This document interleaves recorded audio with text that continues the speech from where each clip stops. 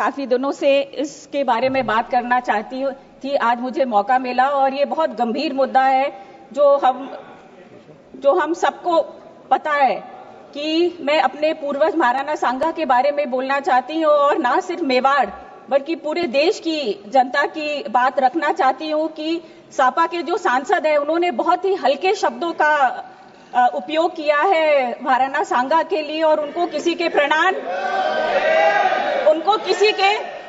पत्र की जरूरत नहीं है। उन्होंने 2 बार इब्राहिम लोदी को हराया था और 1 बार उन्होंने बाबर को भी हराया था और उनके शरीर में 80 घाव थे और उन्होंने लड़ते लड़ते अपनी जान दे दी थी। तो मेरा यही कहना है कि अगर आप इतिहास के बारे में जानते नहीं हैं तो उसके बारे में आप बिल्कुल भी बात ना करें। जिसका भी मन आता है कोई भी इतिहास के किसी भी का नाम लेकर, चाहे मीरा माँ हो, चाहे पद्मिनी हो, चाहे महाराणा प्रताप हो, उनके बारे में ऐसा बोलते हैं तो मैं यही कहना चाहूंगी कि जब ये बात राज्यसभा में उठी थी तो सांसद लोगों को इसके खिलाफ बोलना चाहिए था, क्योंकि अभी मैं देख रही हूं कि कुछ लोग मुझसे बोल रहे हैं कि लोगों ने कानून को हाथ में ले लिया है। अगर पहले से ही इसके ऊपर एक्शन लिया जाता तो ये बात यहां तक नहीं पहुंचती। मैं ये भी बोलना चाहती हूं कि ये जो आप सब हर जगह महाराणा प्रताप और बड़े लोगों का नाम लेते हैं,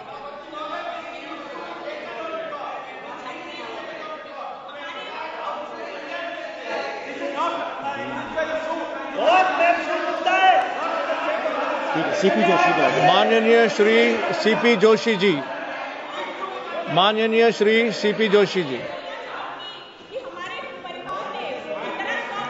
धन्यवाद सभापति महोदय।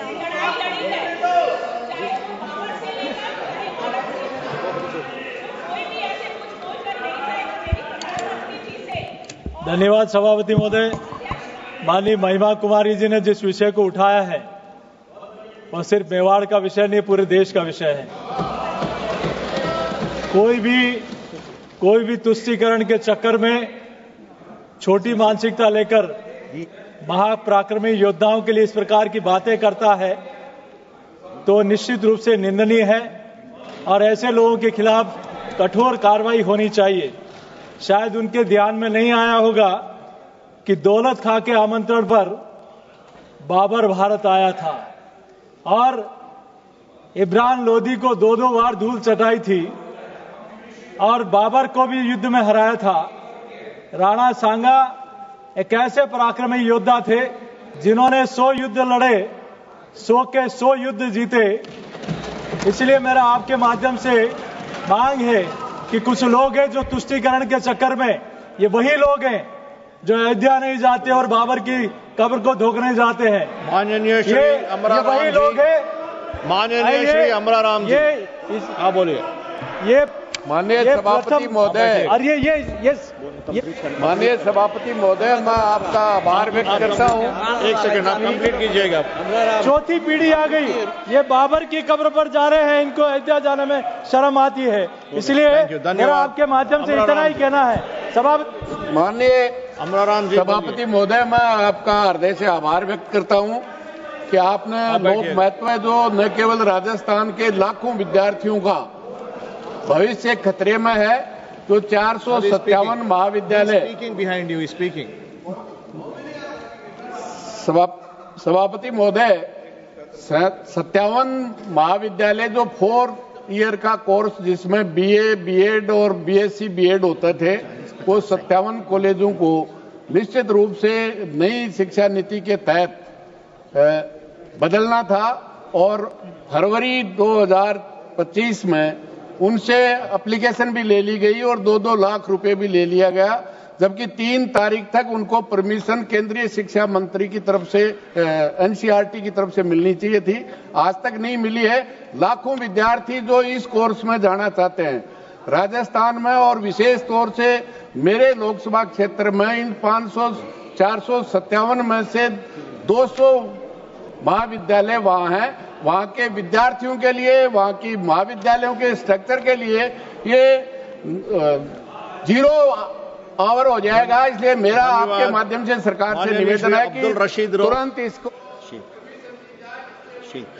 माननीय श्री अब्दुल रशीद शेख। शुक्रिया सर, बहुत देर कर दी मेहरबान आते आते। सर मेरी एक गुजारिश है सरकार से। हमारी सरकार दावा करती है कि जम्मू कश्मीर के लिए हमने काफ़ी डेवलपमेंट पिछले 5 साल में की। आपने पैकेज दिया आंध्र प्रदेश और बिहार में, लेकिन अगर पैकेज की ज़रूरत है वो जम्मू कश्मीर को है, जो 30 साल से मिलिटेंसी की वजह से जहां तबाही है, जहां सब कुछ लुट चुका है। उसके बदले में जब आप इस साल के एलोकेशन देखेंगे, आपने सर 1000 करोड़ हमें पिछले साल के एलोकेशन से कम किया है, ज़्यादा नहीं दिया है। हमारे सीएम साहब शायद थोड़ा शर्माते हैं कहने से, उन्हें क्या इश्यूज़ हैं वो हमें नहीं पता, लेकिन हमारी गुजारिश है कि जम्मू कश्मीर को अपना पूरा शेयर दिया जाए। और अक्सर औकात इस हाउस में कहा जाता है, बाहर भी कहा जाता है, डबल इंजन सरकार।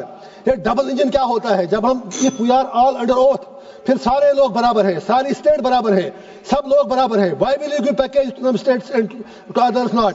तो मेरी ये गुजारिश है कि जम्मू कश्मीर को आप पूरी तरह से मिलिटेंट स्टेट है, वायलेंस स्टेट है, आपके जो दावे हैं वो बिल्कुल गलत है। वहां पर आप एक स्पेशल पैकेज दे दीजिए जम्मू कश्मीर के लिए, ये हमारी गुजारिश है। Sir thank you sir.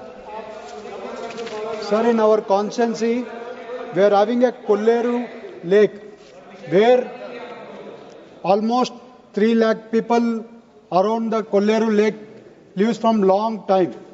Because of the Kolleru lake has been the bird sanctuary where birds comes there from different countries and lives there. Today, in the Supreme Court, and because of the Supreme Court, they are defending the borders of the Kolleru lake, where there is lot of farmers' lands and individual lands, which is almost 14 acres plus 7 acres, which is 23,000 acres, which has been taken over the Supreme Court, which is in this Kolleru lake.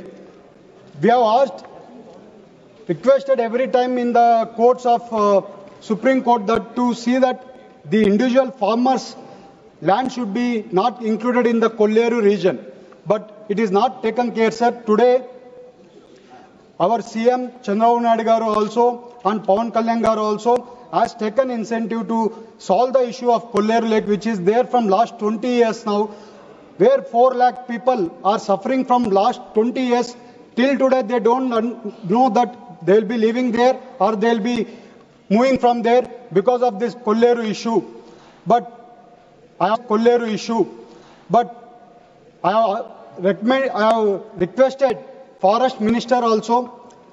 2 times I met him to solve the issue. Thank you, Ji. And I request again Forest Minister Ji to involve in this issue and solve the issue from central government. Thank you. धन्यवाद माननीय सभापति महोदय।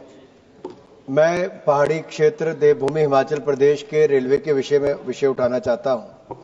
माननीय प्रधानमंत्री नरेंद्र मोदी जी के आने के बाद रेलवे का बजट लगभग 10 गुना ज्यादा पूरे देश भर में बढ़ा है, जिसका लाभ हमें हिमाचल प्रदेश को भी मिला। भानुपल्ली बिलासपुर मनाली लेह रेलवे लाइन आज तीव्र गति से आगे बढ़ रही है, लेकिन राज्य की सरकार अपने हिस्से का पैसा नहीं डाल रही, वो दिक्कत है। दूसरा, नंगल ऊना तलवाड़ा रेलवे लाइन ऊना तक बन गई, आम्बेंदौरा बन गई मोदी जी की सरकार में, लेकिन पंजाब की सरकार जमीन ग्रहण आगे नहीं कर रही, तो वो भी नहीं बन रही। तीसरा, जो हमारी ट्रेन चलती हैं, अब वंदे भारत देश की चौथी चली तो माननीय मोदी जी ने वो पहाड़ी क्षेत्र हिमाचल प्रदेश को दी, उसका मैं धन्यवाद करता हूं। लेकिन जहां दिक्कत है सर, वो हिमाचल एक्सप्रेस, ऊना एक्सप्रेस हो या फिर हमारी हरिद्वार के लिए ट्रेन हो, इनकी साफ सफाई बिल्कुल नहीं है और इनमें भी बहुत पुराने डिब्बे लगे हुए हैं, जहां पे फर्स्ट एसी सेकंड एसी की हालत बहुत खराब है। मेरा आपके माध्यम से माननीय मंत्री से आग्रह है कि इंजन इसको ट्रेन के डिब्बों को और बेहतर किया जाए, साफ सफाई और अच्छी की जाए, ताकि आम जनता को सुविधा और मिल सके। धन्यवाद जी। माननीय श्री प्रशांत पेड़ोलो जी।